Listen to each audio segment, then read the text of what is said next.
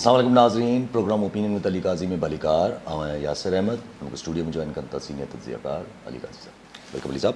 Thank you Yasir. علی صاحب کل हिकिड़ो वाक़ियो थियो असां सकरनि जी तरफ़ जंहिंमें पंहिंजा रेंजर्स इहो क्लेम कयो शुरू में त असां 2 शरपसंद मारे छॾिया आहिनि.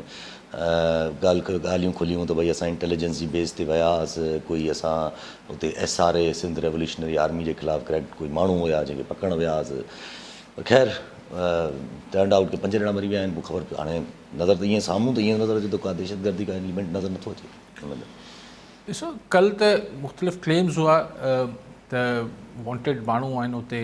होम मिनिस्टर साहब बि इहो करे चई रहिया, रेंजर्स जो तर्जुमान जो बि इहो बयानु आयो ऐं चयूं त 2 शरपसंद मारे छॾिया आहिनि. पोइ 4 बॉडीज़ त उहो पहिरें ॾींहं ते रखी वेठा हुआ त ज़ाहिर बाक़ी 2 जेके आहिनि उहो को डेंगी में त कोन वीचारा गुज़ारे विया, उहे बि उन गोलियुनि जो शिकार थिया. पोइ 5 बि जेको आहे उन ज़ख़्मनि जा सूर न सठंदे. सो क्वेश्चन आहे त असां पंहिंजी हिननि मामलनि मां सिखंदासीं कॾहिं. एग्ज़ैक्टली जी. हाँ, धरनो लॻो ज़ाहिर आहे. वॉट वॉज एक्सपेक्टेड कि जी सरकार जेको आहे हिकिड़ी कमेटी ठाहे छॾींदी इंक्वायरी लाइ. हाणे कमिश्नर ऐं DIG जेके आहिनि इंक्वायरी कंदा ऐं 4 ॾींहंनि में रिपोर्ट. इहो त ख़ैर इन मां छा निकिरंदो उहो पाण सभु सम्झूं था. जी. लेकिन आउं इहो चाहियां थो त 5 जानियूं, इंसानी क़ीमती जानियूं ज़ियान थी वियूं, जिन्हनि जो न को पुलिस रिकॉर्ड आहे न को ॾोहारी रिकॉर्ड आहे. हिकिड़ी त शादी 3-4 ॾींहंनि खां पोइ थियण वारी हुई.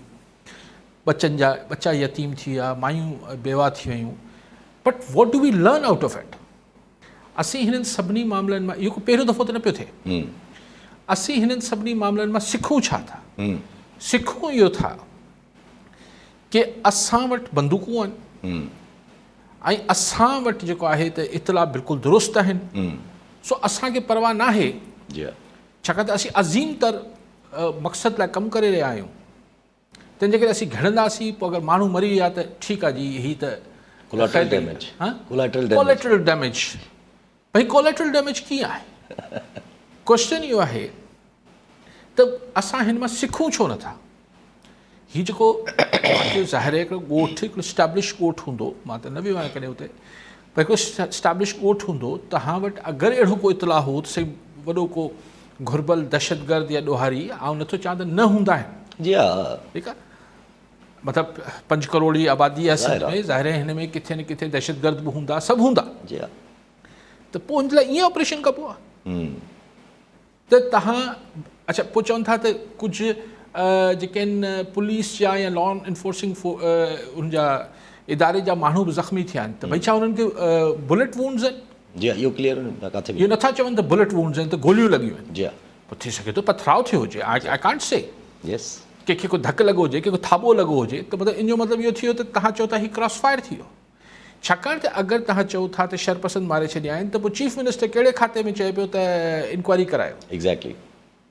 भई तव्हां चई छॾियो त पुलिस ऐं रेंजर्स चए थी त हीउ शरपसंद हुआ, त चीफ मिनिस्टर छो पियो इंक्वायरी कराए? पोइ शरपसंदनि जी कॾहिं मरण जी इंक्वायरी थींदी आहे छा? Obviously not. That means the case is dubious. हीउ हिकिड़ो मशकूक हिकिड़ो सॼो. त आउं सिर्फ़ु गुज़ारिश इहा कयां पियो, इन ते जेतिरो माण्हू अफ़सोस करे, मज़म्मत करे, ॾुख जो इज़हार करे, पर आउं हितां ॻाल्हि खे वठणु चाहियां थो त असीं हिन मां सिखूं छा था? सुभाणे इहे न थींदो. ॾिसो, आउं बार बार इहा गुज़ारिश कयां थो, सिंध बलूचिस्तान न आहे. एग्ज़ैक्टली. ऐं ख़ुदा अलाह खे मञियो हिन खे बलूचिस्तान न ठाहियो. छाकाणि त ओढ़ो हिते मामिलो. ऐं न वरी चवां थो, ॾिसो किथे को ईअं न आहे त सभु जेको सिंधी ॻाल्हाईंदड़ आहिनि या सभु उर्दू ॻाल्हाईंदड़ आहिनि या सभु पंजाबी ॻाल्हाईंदड़ या सभु पश्तो स्पीकिंग, सभु बलोच स्पीकिंग, सभु जा सभु जेके आहिनि उनमां को 1-2% माण्हू गड़बड़ न हूंदो. ज़ाहिर आहे उहो त हाणे जिथे किथे हूंदो. लेकिन इन जो मतिलबु इहो आहे त तव्हां घिड़ी वेंदो ऐं फायरिंगूं करे छॾींदो ऐं माण्हू मारे छॾींदो ऐं पोइ विदाउट वेरीफाइंग तव्हां हुननि खे जेको आहे न ज़ख़्मनि ते लूणु ॿुरकण त तव्हां चवंदो त हीअ शरपसंद आहे दहशतगर्द. त अगरि अहिड़ो को हो मामिलो त हुन जॾहिं तव्हां एॾो वॾो हाई वैल्यू जेको हुन प्रेस रिलीज़ में चयो हाई वैल्यू टारगेट हो तव्हां वटि, एतिरो संगीन ॾोहारी तव्हांखे घुरबल हुआ, त उन लाइ ईअं ऑपरेशन कबो आहे. हीअ त हींअर ॿकरी चोर खे झड़णु विया हो छा तव्हां? अमूमन ईअं थींदो आहे त जॾहिं चोर या कोई ईअं थींदो आहे त पोइ ॻोठनि में वञी हीअ लिकंदा आहिनि धाड़े, त पोइ ईअं पुलिस अची ईअं रेड कंदी आहे या लॉ एनफोर्सिंग एजेंसीज़ ईअं रेड कंदियूं. पर जॾहिं तव्हां ॻुझी इतला ते ऑपरेशन करणु वञो पिया, हिकिड़ो टारगेटेड ऑपरेशन, उहो ईअं थींदो आहे जंहिंमें औरतूं ज़ख़्मी थी वञनि. सो अनफॉर्चुनेटली असां न माज़ी में कुझु हिन खां सिखियो आहे, ऐं मूंखे नथो लॻे त असीं वरी बि कुझु सिखंदासीं. बिकॉज़ असां हिन कल्चर खे बि ॾिसो न, ॻाल्हि आऊं इहो न आहे हीउ किसो किथे बि थिए, इहो किसो बलूचिस्तान में थियलु हुजे, पंजाब में थियलु हुजे, केपी में थियलु हुजे, सिंध में थियलु हुजे, कराची का कश्मीर ताईं किथे बि थियलु हुजे, सॼे मुल्क में कराची या कश्मीर ताईं, ग़लति आहे. त असां इहो ॾिसो, ॻाल्हि इहा आहे त इहो असांखे हर दफ़े दर्स इहो ॾिनो वञे थो, ॾिसो साईं, पर मक़सदु त अज़ीम आहे. उहो मक़सदु अज़ीम आहे जंहिंमें विच में जेके ॿार यतीम थी वञनि. ही नेग्लिजेंस आहे. दुनिया में चाहे हर फोर्स जेका आहे उहा लॉ एंड ऑर्डर लाइ अज़ीम मक़सद लाइ कमु कंदी आहे. पर ॻाल्हि इहा आहे त अगरि हुन में हुननि खे इहो प्रोफेशनली ट्रेन कयो वेंदो आहे त उन में आम माण्हू बेॾोही मासूम जानियुनि जो ज़्यान न थिए. ही कहिड़ा ट्रेंड ऑपरेशन हो जंहिंमें जेको आहे 5 माण्हू शहीद करे छॾियूं ऐं औरतूं ज़ख़्मी करे छॾियूं ऐं ॿिया थी विया. So very unfortunate. लेकिन यासिर साहब, बदकिस्मती सां असां वटि छा थींदो आहे, घणो बसि अलाह करे को इंसाफ़ पले पए. लेकिन इंसाफ़ बि पले पइजी बि वियो. मिसाल अवल त केरु सुञाणींदो केरु हुआ उहे. पोइ अगरि इहो थियो बि पोइ छा थी वेंदो? हुननि यतीम ॿारनि जा पीअर हुनखे मोटी मिलंदा? कोन मिलंदा. पर पोइ इहे ई ॻाल्हियूं आहिनि न, त जेकी ॻाल्हियूं थींदियूं आहिनि त सिंध में अगरि फ़ौज रेंजर्स या ऑपरेशन कया त पोइ त इहे अहिड़ा ई केस. ॾिसो, आउं गुज़ारिश कयां थो त ऑपरेशन जेको आहे हीउ हिकिड़ो डिफरेंट आहे. हीउ धाड़ेलनि वारो मामिलो न आहे. उहो जेकी गुफ़्तगू थी रही, उहा धाड़ेलनि वारी गुफ़्तगू थी रही, त मां उते बि तव्हांखे इहा गुज़ारिश कई पई. ॾिसो, हिन महिल ताईं हुन अपर सिंध में बि जेको कंदकोट ऐं हुन पासे वॾो डिमांड हुई त हीअ थिए, त उते बि सिर्फ़ु हिकिड़ो फ्लैग मार्च थियो आहे. त दैट मीन्स की हीउ हिकिड़ो मतिलबु हीअ ऑपरेशन त न आहे, हिकिड़ो वॾो डिघे मुदे जी हिकिड़ी बसि असीं मौजूदु जेसि ताईं मौजूदु हूंदा तेसि ताईं. हाणे वाक़ई में अॻुवा तक़रीबन घटिजी विया आहिनि. त पोइ धाड़ेल त कोन, हिकिड़ो या दू पाणे को ॿुॾी मरी वियो हिन घोटकी वारे पासे, को चवनि था की दुश्मनी में मारियो अथसि या कीअं मरी वियो उहो. कहिड़ो धाड़ेल मुंहुं आहे? बसि फ्लैग मार्च थियो ऐं पोइ हटो बचो ऐं धाड़ेल छा मरी विया छा? भउ में मरी विया छा? त आउं हिन ॻाल्हि ते सिर्फ़ु एतिरो चवां थो, ॾिसो, इहो कमु पुलिसिंग आहे. दुनिया में इहो कमु पुलिस कंदी आहे. ऐं पुलिस खे वरी बि अंदाज़ो हूंदो आहे त ॻोठ में वञिबो त कीअं ऑपरेट कबो, हुन चङे मुड़ुस खे पहिरीं ॿाहिरि छॾिबो, हुन सां ॻाल्हाइबो. दैट्स हाउ ही मामलात जिथे आबादियूं हुजनि उते पोइ कंहिं ज़माने में अंग्रेज़नि त ही कमिशनरेट सिस्टम ऐं मजिस्ट्रियल सिस्टम इन करे ठाहियो हो त उहे गॾु वेंदा हुआ, उहो माण्हुनि खे कॉन्फिडेंस वठंदा. वञिबो ऐं बसि पोइ धड़ाधड़ फायरिंग करे छॾिबी. त पोइ इहो कॉलर सां गॾु मज़हर अली कुरैशी, नवाब शाह जी. कुरैशी साहब छा चवणु चाहींदा? हा सर, मूंखे काई साहब खां इहो रुॻो पुछिणो, जेको ही वाक़ियो थियो आहे माड़ी जलबाणी में, इन्हीअ खे थोरो जेकॾहिं कंपेयर कजे त कुझु वक़्तु पहिरीं त मीडिया जो दौरु आहे, इस्लामाबाद में हिकिड़ो क्लैशन खणी रोड ब्लॉक कई, सॼो वक़्तु कलाकु ॾेढ फायरिंग कंदो रहियो, उनखे त जीअरो गिरफ़्तार कयो. सरेआम हिकिड़ी टेररिज़म पियो फैलाए इस्लामाबाद जहिड़े शहर में. ऐं ही त हिकिड़ो ॻोठु, छो त मुंहिंजो ॾिठल आहे इहो आहे, माण्हुनि खे असीं सुञाणूं था, इन करे इंतिहाई हिकिड़ा कानून जी पासदारी कंदड़ हिते माण्हू वेठा आहिनि, मज़दूर ऐं हारी. ही नगड़ो ॻोठु न आहे, हिकिड़ो नगड़ो शहर आहे, वॾो स्टाफ आहे, असां ॾिठो आहे 2-3 दफ़ा. ऐं बहितरीनु माण्हू आहिनि उतां जा, सुलझल माण्हू आहिनि, कॾहिं बि कंहिं शइ जे ख़िलाफ़ कॾहिं बि न कंदा आहिनि कंहिं कानून हथ में, कॾहिं न असां ॿुधो आहे त हिननि कॾहिं कयो हुजे. इहो छो एतिरो डिफरेंस हूंदो आहे? हुनखे बि त शूट कंदा आहिनि सिंग रोड ते, इस्लामाबाद में दादागिरी करे ऐं सरेआम, हुनखे कॾहिं कंहिं कोन शूट कयो आहे. हे वीचारा जेके अञा पुछनि था त बाबा छो आया हो, असांखे थोरी ख़बर बि आहे वाक़ई. सो इहो ज़्यादतियूं ज़ुल्म अञा नथा थियनि. हेॾो टंडो बावल जो वाक़ियो थियो, ॾिसो सभिनी जे साम्हूं आहे, हुनजी एंड तव्हां ॾिठी पा. Thank you very much sir. जी. बेबी कॉलर मोहम्मद लोहाणी थाना कान मां. जी लोहाणी साहब छा चवणु चाहींदा? ईअं अली सवाल आहे, जेको राति जेको वाक़ियो आहे तमामु दर्दनाक ॾुखोईंदड़ ऐं सॼी सिंध रसिया ॻोड़ा रहे थी, भला यादि कयो आहे त साईं इहो वाक़ियो असांखे वरी पुराणी यादि बि अचे 92 में जॾहिं दाइर निकला ऑपरेशन थियो टंडे बावल वारो वाक़ियो मस्जिद वारो, उन जी यादि ताज़ी करे छॾी आहे। छा उन्हनि वांगुरु इंसाफ़ थींदो या न थींदो? ठीकु साईं। कोई साहब हू जेको तव्हां इस्लामाबाद वारो मिसाल ॾियो पिया, हू जो नौयत डिफरेंट हुई। ऐं हुनमें हिकिड़ो को शायदि नफ़्सियाती माण्हू हो ऐं हू छाकाणि त मीडिया जे फोकस में सॼो मामिलो थियो पियो। हीअ त ॻाल्हि इहा आहे त हीअ त सो कॉल्ड हू ॾोहारी झलण विया न। हीअ त हू ॾोहारी एज सच, यानी हुनजो जेको हू हिकिड़ो ज़ाहिर ज़हूर हिकिड़ो नफ़्सियाती मामिलो लॻो पियो। टंडो बावल जो हिन सां आउं भेट इन करे नथो कयां, टंडो बावल त लेटर ऑन प्रूफ्ड साबित थी वियो त हू हिकिड़ो ज़मीन जी लालच में हिकिड़ो थियल किस्सो हो, साबित थी वियो। बाद में हू जेको ऑफिसर हो उनखे फाई जी सज़ा पाई। हुन में त बहरहाल जेको असल हो हुनजो पोयां मुहरक, हुनखे सज़ा त बराबरि आई हुई। हिन में को हाणे आउं न सम्झां ही जलबाणी जे ॻोठ में जेको छा नालो आहे, माड़ी जलबाणी में को ज़मीन जे तकरार ते किस्सो थियल आहे। मूंखे ख़बर न आहे, अगरि ईअं सुभाणे ॻाल्हि खुले त ख़ुदा ख़बर, मूंखे न आहे ख़बर। ऐं ईअं मूंखे पर ॻाल्हि इहा आहे त डिनाइल में न वञिजे। ॾिसो टंडो बावल में बि इहो थियो, मूंखे आउं त पर्सनली सभिनी खां पहिरीं त उन में बि मूंखे चङी तरह यादि आहे त 7 ॾींहं 6 खां 7 ॾींहं सरकार डिनाइल में हुई। न न न न असां धाड़ेल मारिया आहिनि, असां ते प्रेशर हे हो।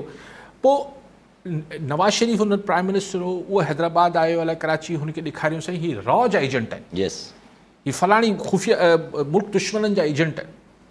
पर 7 ॾींहं हुन ज़माने में आर्मी चीफ हुआ जंजुआ साहब, आसिफ नवाज़ जंजुआ साहब, उन्हनि जे पारां हितां अची हिकिड़ी कराची में ब्रीफिंग ॾिनी हुई जंहिंमें चयो त न, छाकाणि त हिन जे इंटरनल बि त हिकिड़ी सख़्तु स्क्रूटनी थिए थी न, बट फॉर 7 days हू जेके ॻोठाणा हुआ जा टंडो बावल जा, उन्हनि खे धाड़ेल ऐं दहशतगर्द ऐं फलाणा करार ॾिनो वियो।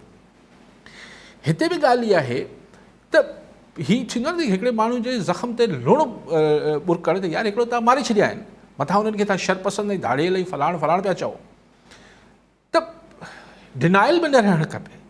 छाकाणि ग़लती थी आहे न, मतिलबु हिन में मूंखे भले इंक्वायरी ही जेको कमिश्नर साहब कंदा या हाणे जुडिशियल इंक्वायरी जो मतिलबु त वरी पोइ ॻाल्हि अलाए केतिरा अर्सा हली वेंदी, ॾिसूं 4 ॾींहंनि खां पोइ ही सरकारी इंक्वायरी अफ़सर छा था करे ॾियनि। ऐं चवां थो ग़लती थी आहे त डिनाइल में न वञिजे। हुन सां को मूं अर्ज़ु कयो त हुनजे जेके यतीम थी विया ॿार, जेके बेवाऊं थी वियूं, जिन जा जवान पुटु मारिजी विया, माउ पीउ, उन्हनि खे को हाणे छा हासिलु थींदो, हाणे लेकिन सिर्फ़ु एतिरो थिए थो जो माण्हू आईंदा एहतियात कनि था। मतिलबु ईअं त न आहे त तव्हां वटि अगरि बंदूक आहे, चाहे उहो पुलिस आहे या को बि इदारो आहे, त इहो को लाइसेंस मिली वञे थो त तव्हां अज़ीम मक़सद लाइ केतिरा ई माण्हू मारे छॾियो। इहो त जी हा, त जंगल जो कानून आहे। कॉलर सां गॾु आसिफ अली टंडो इलाइक़े मां। जी आसिफ साहब छा चईंदा? अस्सलाम यासिर साहब, अली काश साहब खे सलाम। वालेकुम सलाम। सर मुंहिंजो सुवाल आहे अली काश साहब खां इहो आहे कि जेको घरू वज़ीर जेको अञा हुते वाक़ियो ई मस चवण खां पोइ हिकदमि घरू वज़ीर जेको चए छो आपघाती बमबार आहिनि माड़ी जलबारी जो, त इहो माना छा आहे? मतिलबु जेको 9 मई जो जेको वाक़ियो थिए थो हुते फायरिंग कोन था कनि, ऐं GHQ में जेके साड़ियनि था, GHQ खे साड़ियनि था, हुते फायरिंग कोन था कनि। ठीक। जफर नकवी हैदराबाद में। जी नकवी साहब क्या कहना चाहेंगे? अस्सलाम वालेकुम बेटे यासिर, मोहतरम अली काजी भाई। सर एक तो मैं तशवीश में था, काफ़ी दिन आप पता नहीं कहाँ थे, तो मुझे बड़ा अजीब सा लग रहा था कि अल्लाह रहम करे काजी साहब अटेंड वो नहीं कर रहे प्रोग्राम। दूसरे ये सर कि ये जो दर्दनाक सान्या हुआ है कि हमारे इस तरह बेगुनाह मारे गए, तो इस पर सिर्फ बाकायदा सर थोड़ा सा हमें एहतजाज तो करना चाहिए ना। ये किस तरह हथियार इस्तेमाल करने देते हैं? हम इतने यानी सिंधी अवाम को या सिंध के लोगों को इतना मजबूर और मजलूम क्यों बना के एक तरफ टारगेट से? कुछ नहीं होगा। कमिश्नर ने फैसला कर लिया, बातचीत हो गई, बेचारे बिस्तर लपेट के चले गए। सर ये उठना चाहिए और आइंदा हथियार उस आदमी के हाथ में होना चाहिए जो उसको इस्तेमाल करे सही चीज पे। कि 4 जख्मी हो गए, ये दुख है। अभी हम उसी दर से नहीं उठे थे सर, ये जो आंखों से माजूर कर दिया पंजाब ने 75-80 अफराद, आंखें चली गई सर। कोई लिमिट होती है एक पैसे की हवस में? अल्लामा इकबाल ने कहा था कब डूबेगा सरमाया परस्ती का सफीना, दुनिया है तेरी मुंतजिर रोज मकाफात। हम पैसे के पीछे हम ये लोगों से बार्गेनिंग कर लेते हैं, अपने मकतूलीन को छोड़ देते हैं। सर इस पर एहतजाज होना चाहिए और इसका अनाउंस किया अगर एसपीपी ने, हम उसके साथ हैं कि सिंध के लोग इतने कमजोर और निहत्ते नहीं हैं। आप इस पे थोड़ा सा मेरा साथ दें सर, रोशनी डालें। Thank U sir. ठीक। जी नकी साहब, अल्लाह शुक्र है सब खैरियत थी। 2 दिन यासिर साहब नहीं थे और 2 दिन हम नहीं थे।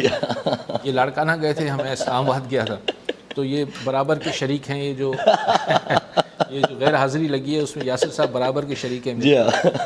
तो जो आप फरमा रहे हैं बिल्कुल आपने सही कहा कि देखिए जिसके हाथ में बंदूक है उसकी जिम्मेदारी बढ़ जाती है। जिसके हाथ में कोई भी ताकत है, कोई भी ताकत है, उसकी जिम्मेदारी उसकी जिम्मेदारी आम आदमी से बढ़ जाती है। और इसीलिए फिर उसको बंदूक चलाने से ज़्यादा बंदूक कब ना चलाने की ट्रेनिंग भी मिलनी चाहिए। इख्तियार कब इस्तेमाल करना है और कब कंस्ट्रेन का और तहम्मुल का मुजाहरा करना है, ये भी उनको सिखाना चाहिए। तो लेकिन बात यह है कि ये काम पुलिसिंग में होता है, पुलिस को सिखाया जाता है कि किस वक्त कैसे मॉब से और जो बहुत सारे लोग जमा हो जाएं। तो ये इसीलिए जो पब्लिक के मामलात होते हैं उधर फिर पुलिस को ही रखा जाता है, क्योंकि जब लॉ इन्फोर्सिंग एजेंसीज आती हैं तो उनके पास एज सच ये ट्रेनिंग नहीं होती है। उनको या गोली चलानी है या नहीं चलानी है, अभी इसमें कोई बात ही नहीं है। और हवाई फायरिंग का शायद कोई तस्वर नहीं होता है। तो मैं इसीलिए गुजारिश करता हूँ कि देखें, अगर होम मिनिस्टर साहब को अलहाम हो जाते हैं, सबको अलहाम हो जाते हैं कि ये ऐसे थे, फलां था, ढमका था, लेकिन आखिर में तो बेचारे एक मासूम देहाती थे जिनको मार दिया। आपने वो भी दूसरी बात भी बहुत ही वाकई में अफसोसनाक है जो आपने फरमाई कि ये इंजेक्शंस जाली। देखिए हर ये तो वो चूँकि आँखों का और इस वक्त इन्फेक्शन पिंकी आइज़ का बढ़ा हुआ था, तो इस वजह से बात हाईलाइट हो गई। कराची, हैदराबाद, सारे सिंध, सारे मुल्क में ये गैर कानूनी दवाएं, ये जो ड्रग इंस्पेक्टर्स होते हैं, एक तो होता है जो मरकज़ी इदारा होता है ड्रग रेगुलेटरी अथॉरिटी, लेकिन ये देखना कि दवाएं जाली हैं, महंगी हैं, जो तय शुदा कीमतों से ज़्यादा बिक रही हैं, ये सूबाई एक ड्रग इंस्पेक्टर्स होते हैं। वो पता नहीं किस मर्ज़ की दवाएं, और वो मैंने तो कभी सुना नहीं कि सिंध में कोई ड्रग इंस्पेक्टर्स भी कोई काम करते हैं, सवाए मंथली शायद लेते होंगे, मुझे नहीं पता क्या होता है। तो ये उनको चेक करने की बात है। सवाल ये कि उन हैवानों को, उन जानवरों को तो पकड़, फिर लोग एतराज़ करेंगे कि मैं जानवरों के ख़िलाफ़ बोल रहा हूँ। मैं जानवरों के ख़िलाफ़ नहीं बोल रहा हूँ, लेकिन उन बदबख्तों को तो ठीक है कि जो ठीक से मुराद ये कि जो 2 पैसे के लिए इंसानों की आँखों का नूर और हयातियाँ ख़त्म हो जाती हैं लोगों। मिसाल किसी को हार्ट का प्रॉब्लम है और जाली दवाई खा रहा है, वो हार्ट की बैठा हुआ है, या इंसुलिन जाली इस्तेमाल कर रहा है, तो आप उसको मार रहे हैं। तो वो उनको तो बिल्कुल गिरफ्त में लाना चाहिए। पर ये जो ड्रग इंस्पेक्टर्स या जो भी इदारे रिस्पॉन्सिबल हैं, वो जो आंखें बंद करने के पैसे लेकर सो रहे हैं, उनको भी तो उतना ही कड़ी सज़ा मिलनी चाहिए। जी हाँ, जी हाँ। काथे न काथे मन जेको हुआ। और अगर हर चीज़ का हल ये है नकवी साहब के एहतजाज किया जाए, तो क्या ये तो अब अजीब सी बात है ना कि जी वो हर दफ़ा यही मिसाल देकर हम चुप हो जाते हैं कि बच्चा भी, माँ भी दूध नहीं देती जब तक बच्चा रोता नहीं है। तो मतलब नहीं, माएँ जो है ख्याल करती हैं, वो उनको पता होता है कि उसके फीड का टाइम है, उसको फीड करा देती हैं, दूध पिला देती हैं। तो ये सरकार का काम ऐसे तो नहीं है कि जो दिन दिहाड़े जाली दवाएं बिक रही हैं, लोगों को कत्लेआम हो रहा है, मंशियात बिक रही है, अगवा हो रहे हैं। तो अब जब तक एहतजाज नहीं होगा 3 तलवार कराची पर, तब तक जो है वो या कंदकोट में, कश्मीर में धरना नहीं लगेगा, या सकरण में धरना नहीं लगेगा, या एहतजाज नहीं होगा, तब तक सरकार उस पर कुछ नहीं करेगी, चुप साध लेगी। तो ये तो कोई बात नहीं हुई। दुनिया में तो ऐसा नहीं होता। दुनिया में चाहे एहतजाज हो या ना हो, जी हाँ, सरकार अपना काम करती है। जब अॻिते हलो था पिया, हिकिड़ो त ही जेको ऑपरेशन फ़ौज मतिलबु जे त धाड़ेलनि जे ख़िलाफ़ु सिंध में ॻाल्हियूं हलनि पियूं ऑपरेशन जूं, पर ॻाल्हि का वरी हीअ का ॿी निकिरी आई विच मां।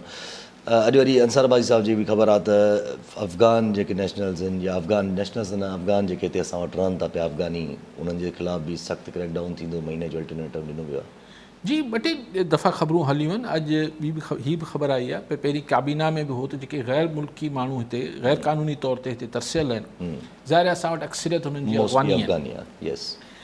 पर अॼु ख़बर हुई त इस्लामाबाद में जे वॾे शॉपिंग सेंटर्स में हुननि दुकान खोलियल आहिनि, कराची में बि खुलियल आहिनि. शायदि हुन रिपोर्टर खे ख़बर न हूंदी कराची जी घणी.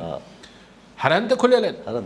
मतिलबु तव्हां हुते हलिया वञो, पाण वटि कहिड़ो हिल स्टेशन आहे दादू वटि, गोरख ते हलिया वञो, उते बि तव्हांखे अफ़गानी मिलंदा ऐं तव्हांखे कराची में मिलंदा.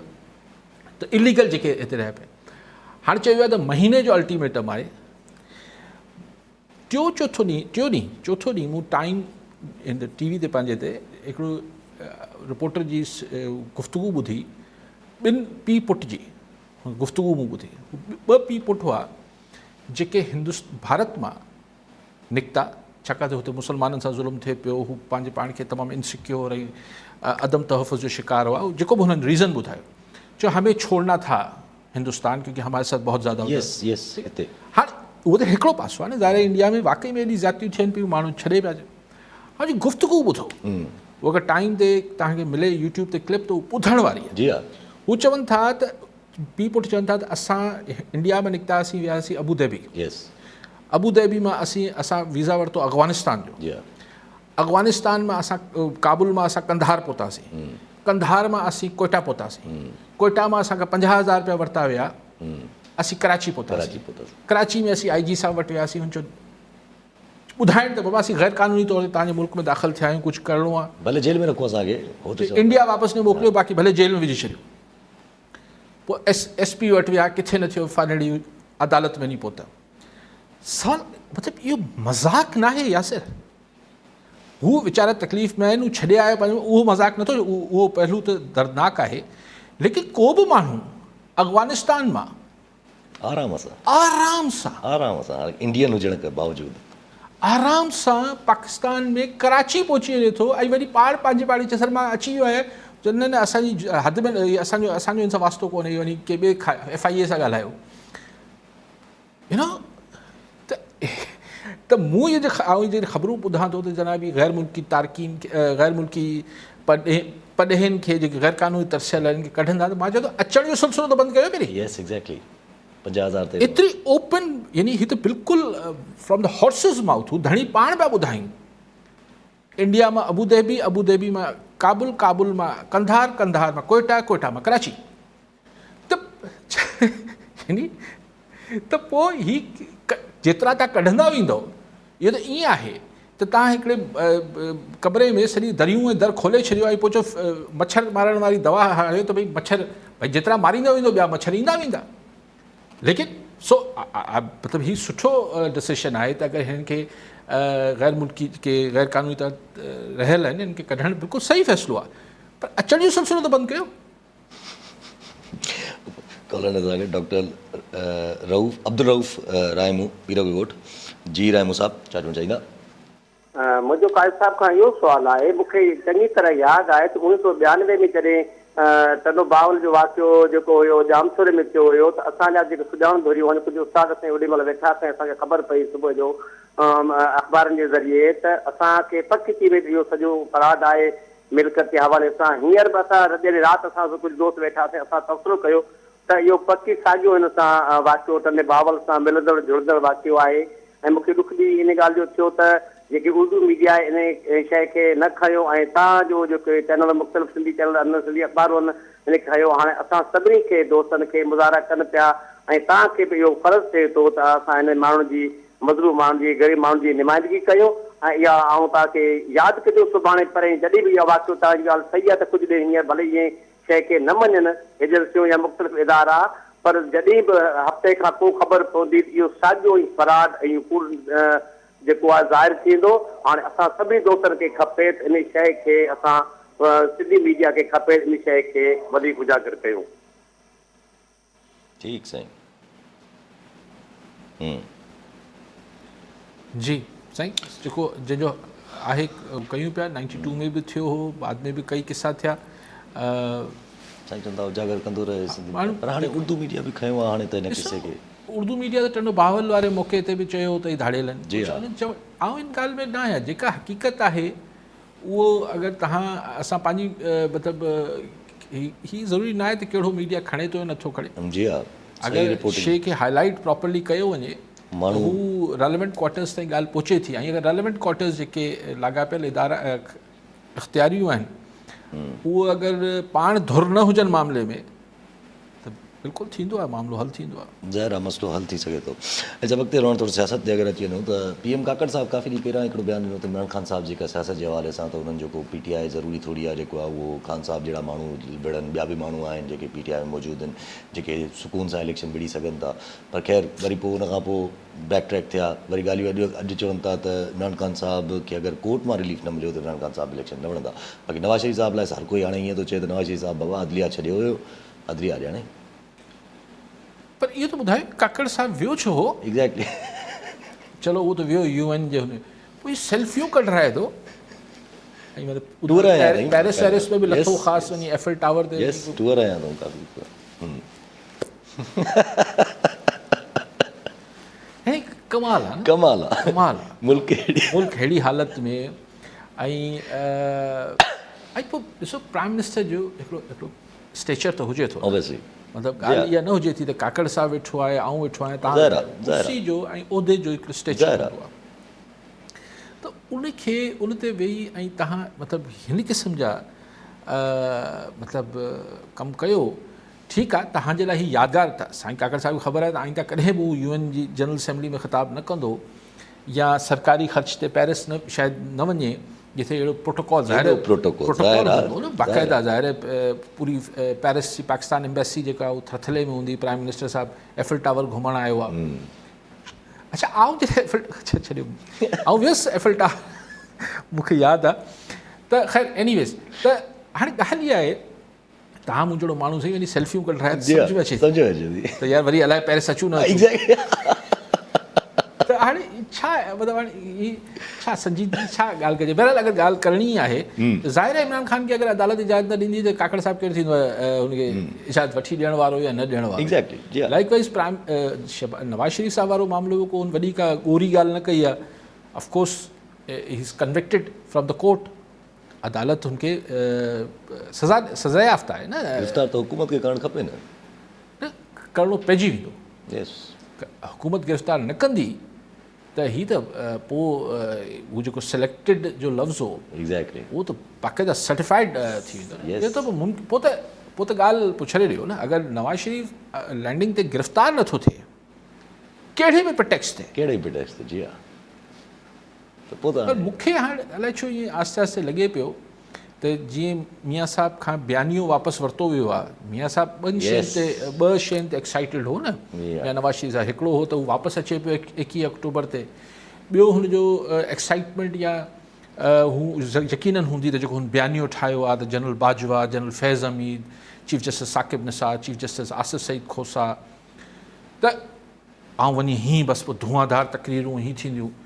हुन चयो न बाबा इहो त अलाउड न आहे. त हाणे ख़बरूं इहे अचनि पियूं त मियाँ साहिबु बि चयो अच्छा भला पोइ न त हाणे जेके कहिड़ी ख़बर त वरी पाण इहो ॿुधूं त शायदि मियाँ साहिब खे डॉक्टर को ॾिसनि ऐं चवनि त 21 अक्टूबर ते शायदि सफ़र मियाँ साहिबु न करे सघे.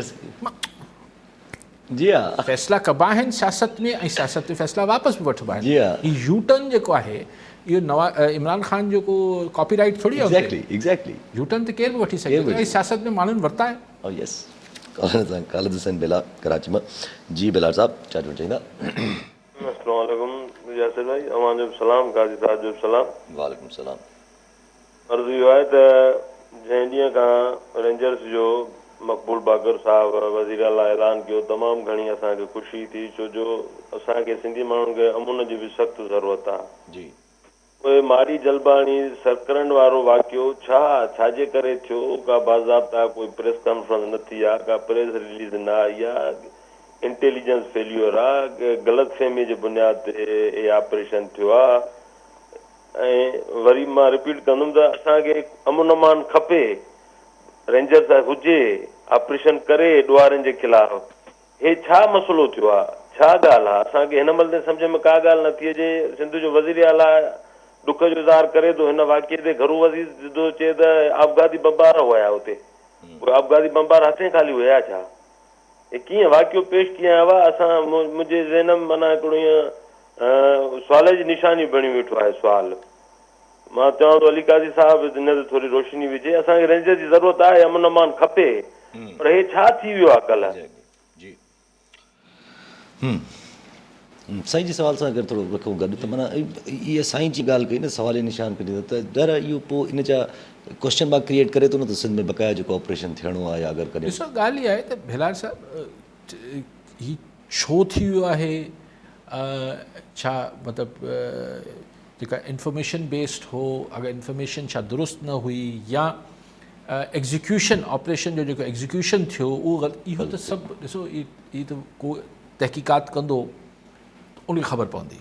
हा मूंखे कीअं आऊं हितां वेही धुको हणां, तव्हां वटि जीअं सवालिया निशान आहे ईअं, पर मुंहिंजे ज़हन में जेको जवाबु मौजूदु आहे त 5 इंसानी जानियूं ज़्यान थी वियूं आहिनि।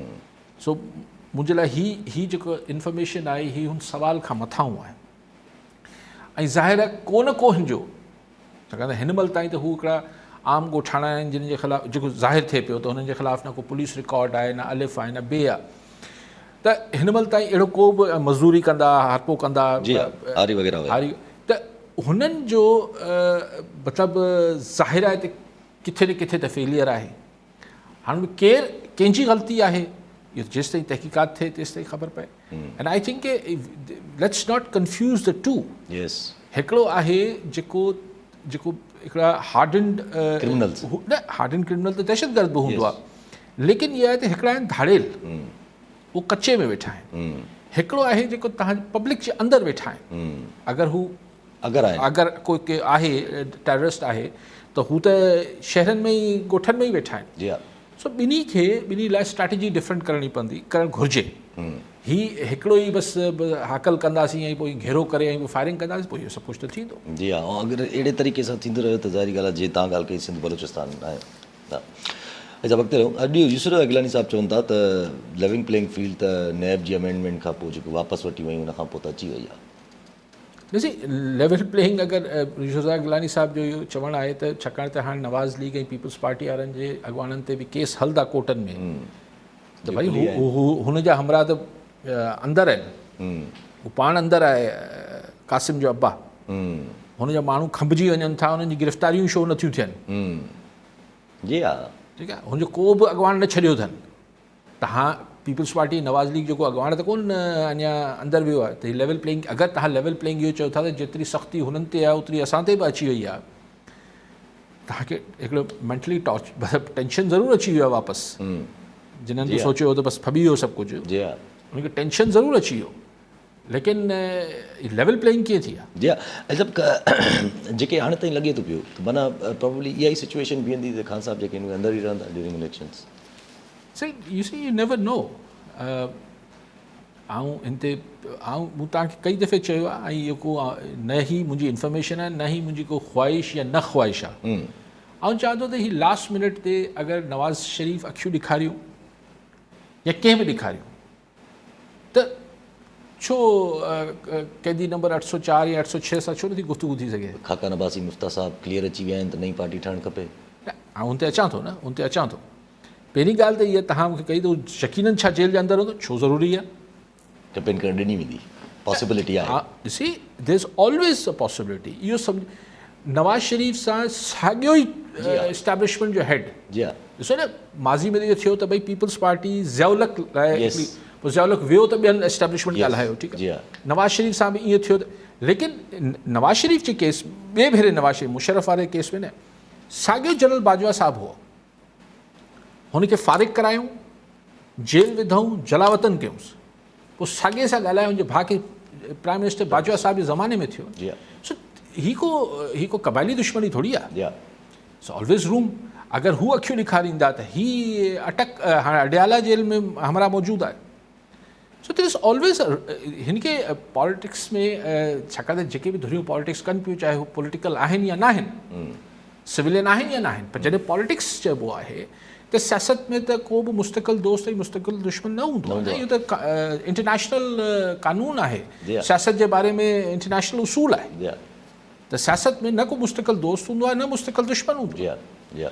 त हाणे जेका तव्हां ॻाल्हि पई कई त ख़ाकान अब्बासी साहिबु ऐं मिफ्ता इस्माइल रहमान ही मुख़्तलिफ़ बाप आहिनि न. मूं तव्हांखे कई दफ़े चयो आहे त जेको ओरिजिनल मूंखे प्लान नज़र अचे थो जी हा. त इवन अगरि नवाज़ लीग खे बि कैप्टन जी सीट ते विहारणो बि आहे त बाक़ी 10 खिलाड़ी ॿिया हूंदा. त हिन में ही मिफ्ता इस्माइल ख़ाकान अब्बासी साहिबु ऐं हिन टाइप जी बि ही मुख़्तलिफ़ बापूं आहिनि. को मामो थींदो, को चाचो थींदो, को बाप थींदो, को अलिफ थींदो. ऐं ईअं हिकिड़ी छाकाणि त इहो बि इन करे न जो ही को प्रेशर तमामु घणो आहे त इलेक्शन करायो वञे मुल्क में. International pressure, IMF, world bank, हाणे त एशियन डेवलपमेंट बैंक, अमेरिका, ज़ाहिर आहे सभु जेके वेस्टर्न फोर्सिस आहिनि हुननि जो तमामु घणो प्रेशर आहे त भई पॉलिटिकल स्टेबिलिटी आणे. पर मूंखे सम्झ नथो अचे त हीअ जेको हंग पार्लियामेंट मुख़्तलिफ़ नंढा नंढा बाप थी हुते विहंदा कुझु बि फ़र्क़ु त हिकिड़ी हंग पार्लियामेंट हूंदी. जी हा. लेकिन हू जॾहिं लीक ते सिधी लीक ते हलाइबो आहे त हीअ जेको 1.5 साल हुकूमत हली शहबाज शरीफ़ वारी, इहा कहिड़ी जेका को मज़बूत हुकूमत हुई. अनपॉपुलर थींदी पई वञे वक़्त सां. अनपॉपुलर थींदी वञे क्या पर लीक ते हलिया पिया न, सिधी लीक ते. यानी पार्लियामेंट मां उहे कानून पास कया पे मेंबर साहिबान, मोज़िज़ मेंबर साहिबान, जेको हुन कॉपी बि हुनजे हथ में न ॾिनी त तव्हां हुनजे बसि तव्हां हा कयो या ना कयो. यस एंड नो, आइज़ हैव इट एंड आइज़ हैव इट. त इशू इहो आहे त अगरि लीक ते हलाइण त पोइ पाण खे ईंदो आहे. जी हा. अच्छा, पर पोइ जेका नवाज़ शरीफ़ साहिबु पंहिंजो नैरेटिव वापसि त वठे थो हिकिड़े तरफ़, पर ॿिए तरफ़ हू काज़ी फ़ाइज़ी साहिबु चवनि था त फैज़ाबाद धरणे ते जेको मुकमल अमल थियणु खपे. ॾिसो हाणे ही हिकिड़े 2 अलॻि शयूं आहिनि न. हू जुडिशियल फ्रंट आहे ही, पर मियाँ साहिबु त न करे न.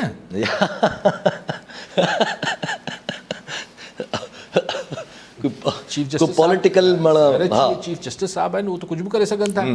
ऐं उन्हनि खे पोइ जीअं बि जिन्हनि खे मुंहुं ॾियणो हूंदो ॾींदा. मूंखे ख़बर न आहे हुन ते छा कीअं थींदो ऐं छा थींदो, पर तव्हां ॾिसो कीअं सभिनी लाइनूं ठाहे पहिरीं सभिनी लाइन हणी चयो त रिव्यू कयो, नज़रसानी कयो. हाणे सभिनी लाइन लॻाए चीफ जस्टिस खे चयो आहे त साईं असीं दरख़्वास्तूं पंहिंजी वापसि था वठूं. त ॻाल्हि इहा मूंखे सम्झायो इलेक्शन कमीशन इहा दरख़्वास्त छो ॾिनी. इलेक्शन कमीशन अलाए छो. इंट्रस्टिंग आहे. बाक़ी CDA रहिजी वियो, कैपिटल डेवलपमेंट अथॉरिटी, उन कोन ॾिनी. जी हा. इरिगेशन डिपार्टमेंट कोन ॾिनी. त इलेक्शन कमीशन जो छा वञे. जी हा. त उन बि रिव्यू जी ॾिनी हुई. पर हाणे ज़ाहिर CJ साहिबु फ़ाइज़ ईसा साहिबु आहिनि, उहे चवनि था त हिते जेको अमल दरामद जी रिपोर्ट बि ॾियो त अमल दरामद हिन महिल ताईं छा थियो आहे. हाणे अमल दरामद अलाए छा थियो आहे. ऐं कुझु माण्हू त हुन मां शायदि रिटायर थी विया हूंदा.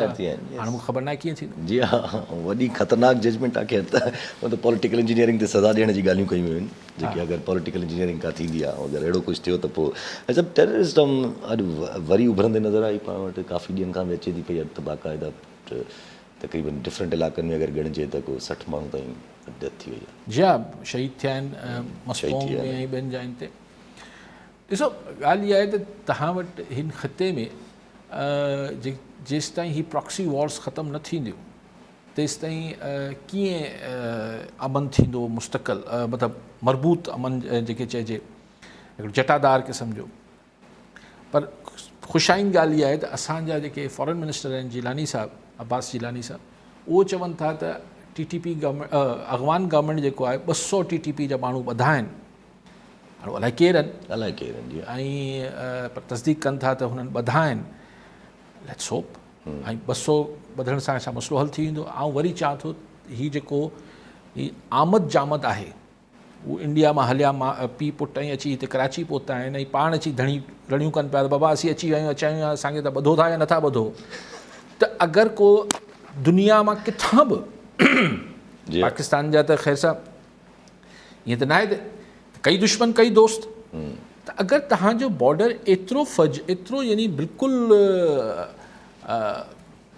कुझु आहे कोन, को रोक टोक ई न आहे, त पोइ तव्हां कीअं उमेद था कयो त ही जेका दहशतगर्दी आहे इहा न थींदी. मूंखे सम्झ नथो अचे त आख़िर असीं पंहिंजा बॉर्डर्स विच फेंसिंग थी पिया, अलाए छा थियो, कंप्लीट थी न थी, उहे जेके ऑलमोस्ट कंप्लीटेड आहे. त पोइ ही कीअं घड़िया आहिनि. ऑलमोस्ट कंप्लीटेड आहे. माना गेट जे थ्रू ई अचनि पिया. यस, पैसा ॾेई ऐं सभु कुझु इहो हाणे तव्हां सम्झो त यानी ही त पहिरीं त ॿुधंदा हुआसीं न, हाणे त यानी हिकिड़ा माण्हू जिन्हनि कयो आहे उहो टीवी ते बाक़ाइदा पीउ पुटु इहो इंटरव्यू टाइम ते मूं ॾिठो आहे। जी हा, हिन खां पोइ त को शक जी गुंजाइश, हू धणी चंद असांखे ॿधो, असां गैर कानूनी कमु कयो आहे, जी हा, त चलो उहो त हिकिड़ो अलॻि पहलू आहे।